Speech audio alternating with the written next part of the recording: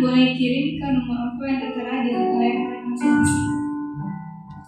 Sekarang kita akan mendengar firman Tuhan. Mari siapkan hati kita lagi. Kita nyanyikan menjadi seperti Tuhan.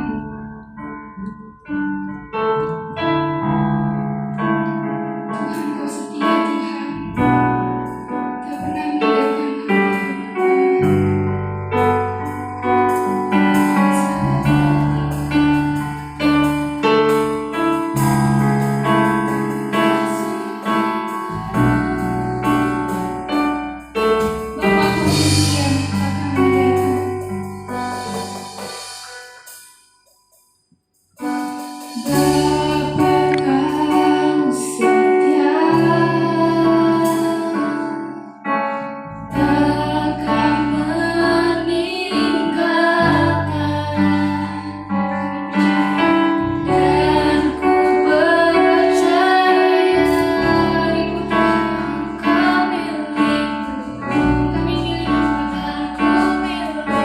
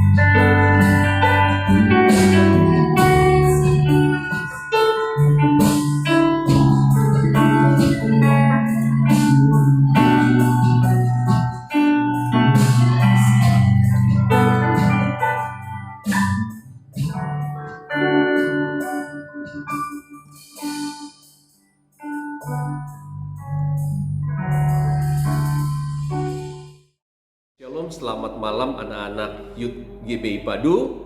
Malam hari ini kita diberikan kesempatan oleh Tuhan untuk bisa memuji Tuhan, beribadah kepada Tuhan, menyembah Tuhan. Dan malam hari ini juga kita diberikan kesempatan oleh Tuhan untuk bisa mendengarkan firman Tuhan. Nah, sebelum kita akan belajar firman Tuhan, mari kita tundukkan kepala dan kita berdoa. Bapa Surgawi, Bapa yang kami panggil dalam Yesus Kristus, terima kasih Kau beri kami kesempatan untuk bisa beribadah kepada Tuhan. Dan malam hari ini saatnya kami akan belajar firman Tuhan. Mari urapi kami semua, urapi semua anak-anak youth di gereja kami Tuhan. Urapi juga hamba-Mu yang akan menyampaikan firman Tuhan, sehingga berita firman Tuhan yang akan disampaikan malam hari ini memberkati kami semua, memberkati juga hamba-Mu, dan memberkati siapapun yang mendengarkan firman Tuhan malam hari ini. Bapa, terima kasih, kami mau buka hati kami siapkan hati kami, berbicaralah Tuhan, kami siap untuk mendengarnya. Di dalam nama Yesus Kristus kami berdoa. Yang sudah siap untuk mendengarkan firman Tuhan, sama-sama kita katakan amin. Amin. Haleluya, haleluya. Nah, saudara-saudara, anak-anak Youth GBI Padu, malam hari ini kita akan belajar satu tema firman Tuhan. Kita akan membahas tentang menjaga kekudusan hidup. Sekali lagi, kita akan membahas tentang menjaga kekudusan hidup. Nah, saudara-saudara, ada begitu banyak orang untuk hari-hari ini memberikan satu statement bahwa masa sulit yang dihadapi oleh banyak orang, termasuk mungkin saudara-saudara, saya, bahkan semua anak bangsa di negeri kita Indonesia, bahkan penduduk dunia, di mana ada begitu banyak orang yang mengalami masa-masa yang sangat berat. Ada begitu banyak orang mengatakan bahwa masa-masa sulit ini adalah bagian dari hukuman Tuhan. Nah, bagi saya bahwa statement ini, saudara-saudara, ada benarnya juga. Kenapa ada benarnya juga bahwa Tuhan lagi marah?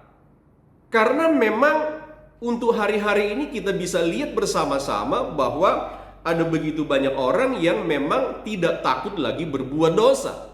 Kalau saudara-saudara memperhatikan baik-baik, menghiasi di media sosial saudara-saudara, maka berita-berita yang kita dengar, yang kita baca adalah berita-berita yang tentunya banyak melukai hati Tuhan. Misalnya kasus-kasus yang tercatat di dalam media sosial kita masing-masing, misalnya korupsi, narkoba, perzinahan.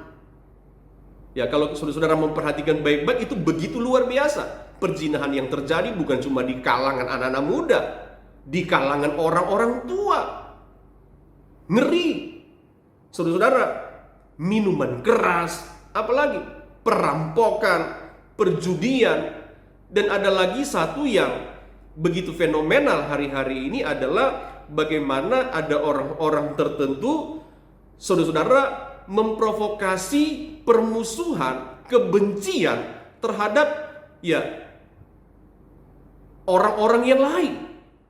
Nah, tentunya hal-hal yang saya sebutkan tadi itu adalah satu dosa yang menurut saya begitu sangat melukai hati Tuhan. Nah, untuk itu saya mau berkata kepada saudara-saudara, anak-anak Youth GBI Padu, mari kita menjaga kekudusan hidup kita. Apalagi kalian-kalian yang masih muda, ya mari sungguh-sungguh kita menjaga kekudusan hidup kita, menjaga hati kita di hadapan Tuhan supaya hati kita tetap bersih. Nah, kenapa? Kalau hati kita kudus, kalau hati kita bersih di hadapan Tuhan, maka Tuhan berkenan kepada kita. Perkenanan Tuhan ada pada kita. Dan tentunya kalau Tuhan berkenan dalam hidup kita, maka tentunya Tuhan juga akan memakai kita menjadi alatnya. Dan juga Tuhan pasti memberkati kita di dalam banyak hal. Nah, untuk itu saudara-saudara, coba kita membaca firman Tuhan. Alkitab berkata begini, Tuhan Yesus berkata begini di dalam Matius pasal 5 ayat yang ke-8. Matius pasal 5 ayat 8 berkata begini: berbahagialah orang yang suci hatinya, karena mereka akan melihat Allah. Sekali lagi, berbahagialah orang yang suci hatinya, karena mereka akan melihat Allah. Nah, kita akan mempelajari ayat-ayat ini, saudara-saudara, berkaitan dengan tema kita, yaitu tadi menjaga kekudusan hidup. Kalau kita mempelajari kata berbahagia tadi, ya, kata berbahagia atau berbahagialah tadi itu dipakai kata makarios. Jadi sekali lagi, kata berbahagialah itu dipakai kata makarios. Jadi dalam perikop ayat ini, kata berbahagialah dipakai kata makarios. Nah, ada 3 pengertian atau ada beberapa pengertian dari kata makarios ini, saudara-saudara, yang artinya tadi berbahagia, tetapi kalau di dalam bahasa aslinya ada 3 pengertian yang bisa, saudara-saudara, membuat kita akan mengerti arti bahagia yang ditulis di dalam ayat tersebut. Nah, yang pertama, arti berbahagialah atau makarios tadi itu adalah diberkati. Jadi pengertian yang pertama diberkati. Jadi makarios ini yang pertama pengertiannya adalah diberkati. Lalu yang kedua, pengertian dari berbahagialah atau makarios tadi, saudara-saudara, itu artinya adalah bahagia. Jadi diberkati, lalu yang kedua adalah bahagia. Dan yang ketiga adalah makarios ini atau berbahagialah itu, saudara-saudara, artinya beruntung. Jadi pengertian dari berbahagialah, saudara-saudara, di dalam bahasa aslinya tadi makarios itu diberikan paling tidak 3 pengertian. Diberkati, lalu bahagia, dan yang ketiga tadi adalah beruntung. Nah, saudara-saudara, anak-anak Youth GBI Padu, saya sebagai seorang hamba Tuhan, saya sangat percaya ketika saudara-saudara mendengarkan berita firman Tuhan di malam hari ini, saya pastikan semua kita yang mendengarkan, semua mau diberkati Tuhan. Amin. Semua mau diberkati Tuhan. Amin. Semua mau beruntung. Jadi apa yang saudara-saudara rencanakan, cita-citakan, kerjakan, kita mau supaya kita diberkati, kita hidup bahagia, dan kita beruntung di dalam segala hal. Yang setuju sama saya katakan amin. Amin. Haleluya, haleluya. Nah, saudara-saudara, kita lanjut dulu ya. Lalu, bagaimana supaya kita diberkati Tuhan? Ini yang kita akan pelajari juga. Lalu bagaimana supaya kita diberkati Tuhan? Saudara, kita bahagia, kita beruntung di dalam banyak hal. Caranya seperti apa? Saudara-saudara, nah coba kita lihat kembali ayatnya. Dalam Matius pasal 5 ayat 8 tadi berkata, berbahagialah orang yang suci hatinya, karena mereka akan melihat Allah. Saudara-saudara, anak-anak Youth GBI Padu, kata kunci dari ayat ini, saudara-saudara, adalah tentunya kita harus suci. Katakan amin. Jadi kata kunci dari ayat ini, saudara-saudara, hidup saudara, hidup saya, bagaimana supaya tadi kita bisa mendapatkan tentang berkat itu, tentang bahagia itu, tentang keberuntungan itu, maka yang harus kita lakukan adalah hati kita, hidup kita harus suci di hadapan Tuhan. Saudara-saudara, baru bisa kita juga selanjutnya akan melihat Allah. Nah, nanti saudara-saudara kita akan bahas apa yang dimaksud dengan melihat Allah ya. Jadi kita pelajari dulu pelan-pelan, nanti kita akan sambung. Ya, jadi kata kuncinya bagaimana kita bisa hidup tadi, kita diberkati, kita bahagia, kita akan saudara-saudara beruntung. Maka kata kuncinya tadi adalah kita harus suci, ya. Hati kita, hidup kita harus suci, dan saudara-saudara pada intinya nanti, endingnya nanti kita akan melihat Allah. Nah, melihat Allah nanti kita akan pelajari di bagian-bagian terakhir. Oke. Saudara-saudara, kita mau pelajari beberapa bagian bahwa kata suci, saudara-saudara, sekali lagi, kata suci yang dipakai di dalam bahasa aslinya atau di dalam konteks ayat ini, saudara-saudara, kata suci ya, itu dipakai kata kataros. Jadi kata suci, sekali lagi, itu dipakai kata kataros atau kataros ya. Oke, jadi sekali lagi kata suci dipakai kata kataros ya, atau kataros. Nah, saudara-saudara, kataros ini tentunya memberikan pengertian yang menurut saya ya pasti lebih dalam dari pengertian bahasa Indonesianya. Jadi pengertian suci tadi yang dipakai kataros ini memberikan beberapa pengertian yang pasti akan memberkati saudara dan saya. Coba kita akan lihat apa pengertian tentang kataros itu atau hati yang suci itu. Nah, yang pertama, pengertian dari kataros adalah bersih.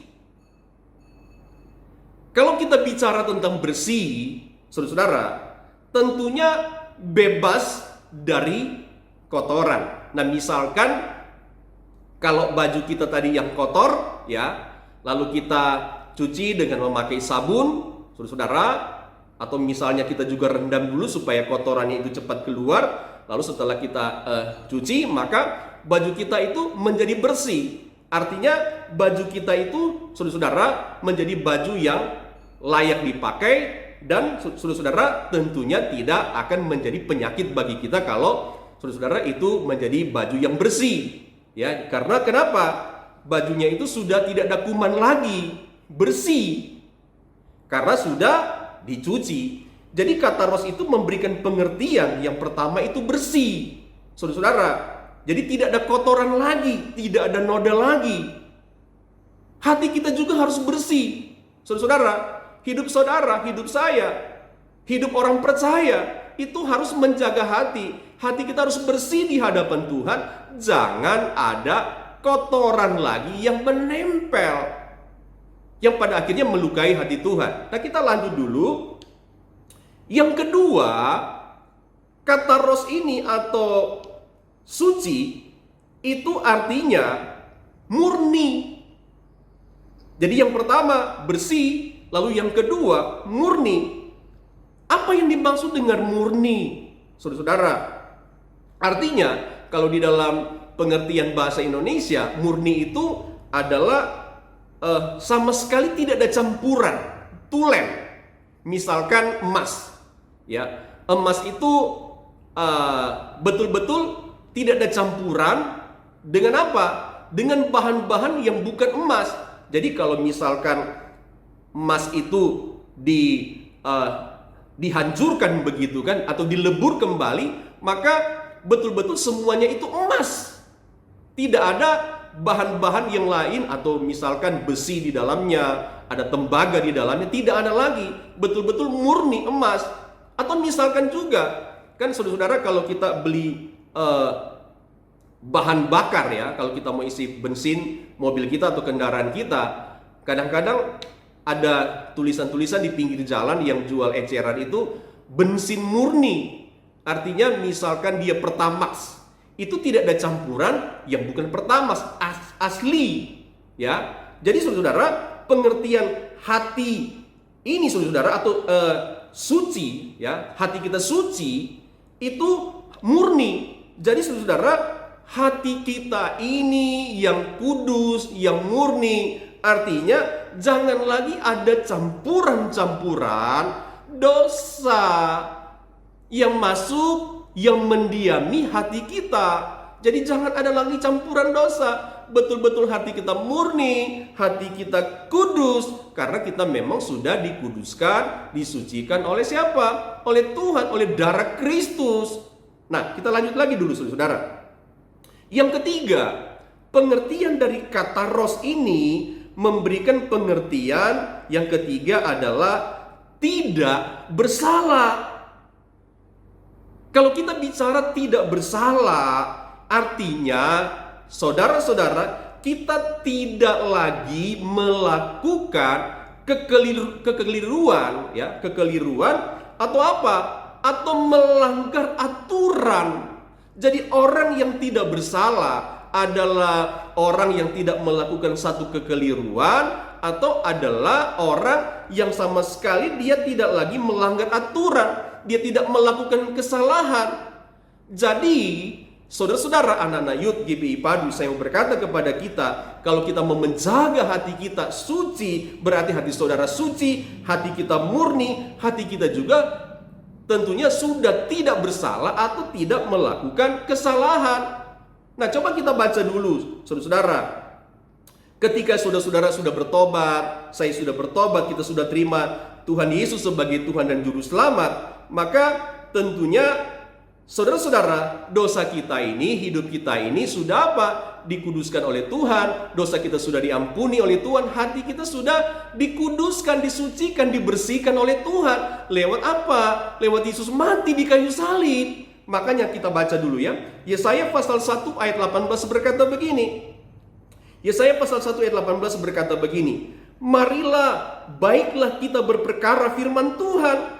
Sekalipun dosamu merah seperti kirmisi, akan menjadi putih seperti salju. Sekalipun berwarna merah seperti kain kesumba, akan menjadi putih seperti bulu domba. Jadi saudara-saudara, ketika kita sudah terima Yesus sebagai Tuhan dan Juru Selamat, maka Alkitab berkata segala kesalahan kita, segala dosa yang ada di hati kita itu sudah dikuduskan, dibersihkan oleh Tuhan. Nah, biar saudara akan mengerti bagian ini, saya mau sampaikan dulu begini ya, biar kita belajar bersama-sama. Saya juga lagi belajar ya, kita tetap belajar. Kita bilang tadi bahwa kalau dosa kita, di sana dikatakan tadi apa? Merah seperti kirmisi. Nah, kita mesti bahas ini saudara-saudara, supaya kita mengerti, memahami kebenaran Tuhan. Nah, apa arti kirmisi itu? Di dalam Yesaya pasal 1 ayat 18, apa arti kirmisi itu? Saudara tahu nggak? Anak-anak tahu nggak apa arti kirmisi itu? Bukan kue kismis ya, atau kue yang dipakai apa itu? Apa namanya ya? Pokoknya itu bukan nama kue ya. Kirmisi itu bukan nama kue. Nah, kirmisi itu di dalam Yesaya pasal 1 tadi ayat 18 itu adalah kain mahal di zaman itu ya, yang berwarna merah tua atau ungu. Jadi sekali lagi, kain kirmisi itu adalah salah satu kain mahal yang berwarna merah tua atau juga ungu. Nah, saudara, dan Alkitab bilang dosa saudara, dosa saya, dosa umat manusia ternyata digambarkan seperti kain kirmisi itu, di mana kain yang berwarna merah tua atau berwarna ungu, dan Alkitab berkata akan apa? Diputihkan seperti salju. Jadi dosa saudara, dosa saya yang ada dalam hidup kita, yang ada di dalam hati kita, yang begitu merah ya, begitu merah atau juga warna ungu, maka ketika Yesus mati di kayu salib, maka dosa kita itu dibersihkan, disucikan, dan menjadi apa? Menjadi warna seperti salju, putih, bersih. Artinya hidup kita benar-benar kudus, hidup kita sudah benar-benar bersih di hadapan Tuhan. Nah, untuk itu tadi saya berkata, jangan lagi kita berbuat dosa. Apalagi kita anak-anak muda, kita gampang jatuh di dalam dosa, kita gampang digoda oleh iblis, sehingga apa? Terkadang dosa perzinahan ini kita lakukan, saudara-saudara. Ya, mari kita belajar bagian ini, saudara. Kita jaga hati kita jaga kehidupan kita supaya kehidupan kita kudus di hadapan Tuhan. Nah, kita lanjut lagi dulu, saudara. Ya, sedikit lagi ya. Jam berjalan terus. Yang kedua, kita pelajari dulu ini. Apa yang dimaksud dengan kain kesumba? Alkitab berkata tadi bahwa walaupun dosamu, apa katanya di sana? Coba kita lihat. Sekalipun dosa kita ini berwarna merah seperti kain kesumba, akan menjadi putih seperti bulu domba. Nah, saya mau kasih tahu dulu ya, saudara-saudara. Terkadang, ini minta maaf nih, terkadang kita salah menyampaikan firman Tuhan, salah di dalam menyampaikan khotbah. Ada banyak hamba-hamba Tuhan, atau ada banyak juga khotbah yang saya suka dengar bahwa kain kesumba itu orang bilang itu kain yang dipakai di dapur, begitu kan? Kain kotor yang dipakai di dapur. Ternyata kain kesumba itu bukan kain yang dipakai di dapur, begitu kan? Kain kotor ya, atau lap yang kotor. Ternyata kain kesumba yang di dalam konteks ini ya, saudara-saudara, itu adalah kain yang berwarna merah terang. Jadi kain kesumba itu adalah salah satu juga kain yang berwarna merah terang atau merah menyala. Jadi salah satu kain yang sudah diwarnai dengan pewarna kesumba tadi itu ya, yang berwarna merah terang, merah menyala. Itu pengertian dari kain kesumba. Nah, dan Alkitab berkata, walaupun dosa kita berwarna merah terang, merah menyala. Tentunya kalau warna merah menyala itu kan kelihatan sekali ya. Saudara, warna merah itu walaupun jauh itu kelihatan sekali. Misalkan bendera kita merah putih ya, itu kelihatan di jauh, itu kelihatan putihnya, kelihatan merahnya, kelihatan terangnya ya. Kalau kita lihat gambar-gambar yang berwarna merah, itu gampang sekali kelihatannya, terang sekali. Nah, saudara-saudara, maka Alkitab berkata, walaupun dosa kita itu merah, berwarna merah, terang, gampang kelihatan, maka Alkitab berkata, dosa saudara, dosa saya itu akan apa? Menjadi putih seperti bulu domba. Bulu domba yang putih, yang tidak lagi ada dosa di sana, yang betul-betul apa yang saya sudah katakan tadi, bahwa hati yang kudus itu hati kita sudah bersih ya, hati kita sudah tidak penuh dosa, hati kita betul-betul adalah hati yang berkenan di mata Tuhan. Kenapa? Karena memang Tuhan sudah kuduskan kita. Yesus sudah mati di kayu salib, kita terima Dia sebagai Tuhan dan Juru Selamat. Maka Yesus bersihkan hidup saudara dan saya. Yesus tidak ingat lagi dosa kita, semua kudus, semua bersih, saudara. Jadi saya mengingatkan kembali kepada kita, saudara-saudara, ketika kita sudah, saudara-saudara, menjadi bersih, ketika kita sudah menjadi murni, ketika kita sudah dianggap tidak bersalah, saudara-saudara, hal yang penting adalah kita harus mempertahankan ini ya. Kita harus pertahankan sampai Tuhan datang, sampai Tuhan panggil kita. Kita harus pertahankan hati bersih, hati murni, hati yang tidak bersalah, hati yang tidak bercacat. Supaya apa nanti? Endingnya kita akan melihat Allah. Nah, nanti kita akan bahas ini nanti ya juga ya, tentang akan melihat Allah. Kayaknya jamnya sudah melewati 20 menit ya. Oke, sedikit lagi saudara-saudara ya, sedikit lagi. Nah, saudara-saudara, saya mau sampaikan satu bagian penting saja, nanti kita akan sambung lagi karena ini pembahasannya panjang. Ya, kita lanjut lagi ya saudara-saudara, bahwa dalam hal apa kita harus menjaga hati kita supaya saudara-saudara, hati kita ini tetap suci, tetap kudus di hadapan Tuhan. Dalam hal apa saudara-saudara kita harus menjaga hati kita kudus ini? Ini penting nih, ini penting, sekali lagi ini penting. Tolong beri waktu sedikit ya. Satu saja bagian saya mau sampaikan, nanti kita sambung lagi. Yang pertama adalah, saya dan saudara-saudara sebagai anak-anak muda adalah kita harus menjaga hati kita dari kemunafikan. Amin. Dengan kata lain, jangan hidup munafik. Katakan amin. Bilang di sebelah kiri dulu dan sebelah kanan. Ayo, bilang jangan hidup dalam kemunafikan. Amin. Haleluya. Nah, kita lihat Alkitab bilang begini, saudara-saudara, dalam Matius pasal 15 ayat 8 dan ayat 9. Saya baca ya, Matius pasal 15 ayat 8 dan ayat 9 berkata begini, bangsa ini memuliakan aku